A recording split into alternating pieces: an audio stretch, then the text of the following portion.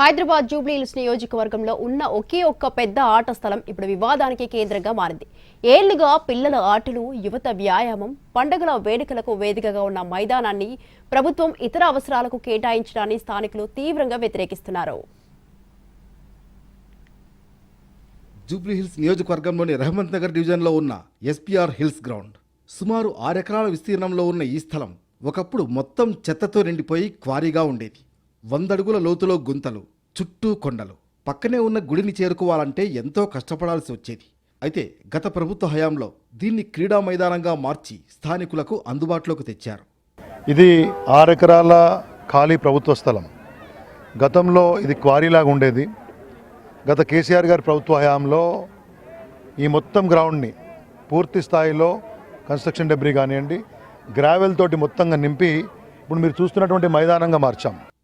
ప్రస్తుతం ఈ మైదానం ఉదయం 5 గంటల నుంచి మధ్యాహ్నం వరకు, మళ్ళీ సాయంత్రం నుంచి రాత్రి వరకు రద్దీగా ఉంటుంది. వాకింగ్, యోగా, వ్యాయామం, ఆటలు ఇలా ఒకటేమిటి అంతా సందడి సందడిగా ఉంటుంది.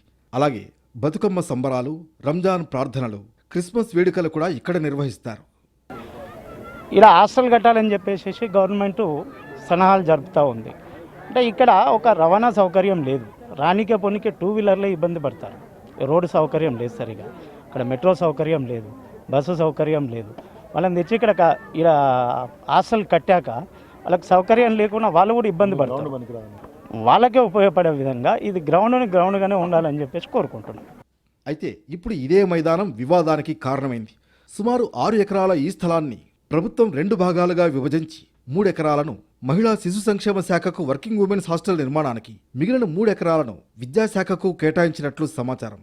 ఇందులో భాగంగా హాస్టల్ నిర్మాణానికి పనులు కూడా ప్రారంభమయ్యాయి.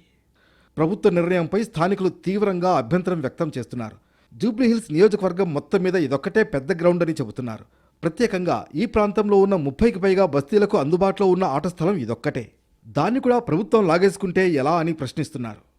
ఇక్కడ నిసెట్ గ్రౌండ్ ఉండేది, ఇది బౌండరీలు చేశారు, అది బౌండరీలు చేశారు. చిన్న సందులు ఏంటి మోడు కూడా ఆడుకునే స్థలాలు ఇక్కడ లేవు.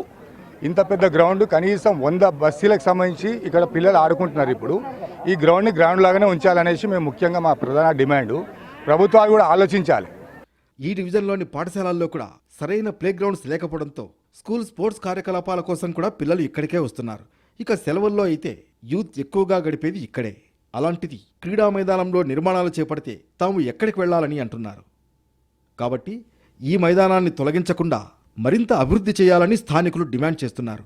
జీహెచ్ఎంసీ లేదా స్పోర్ట్స్ అథారిటీకి అప్పగించి వాకింగ్ ట్రాక్, క్రీడా సదుపాయాలతో, లైటింగ్, సెక్యూరిటీతో పూర్తిస్థాయి క్రీడా ప్రాంగణంగా అభివృద్ధి చేయాలని రిక్వెస్ట్ చేస్తున్నారు. సిటీ మొత్తం కాంక్రీట్ జంగిల్గా మారుతున్న ఈ సమయంలో కొత్తగా ఫ్లైఓవర్ల కింద స్పోర్ట్స్ ఎరీనాలు నిర్మిస్తున్న ప్రభుత్వం ఇప్పటికే ఉన్న ఈ మైదానాన్ని ఎందుకు తొలగించాలనుకుంటున్నదో అర్థం కావడం లేదని అంటున్నారు స్థానికులు.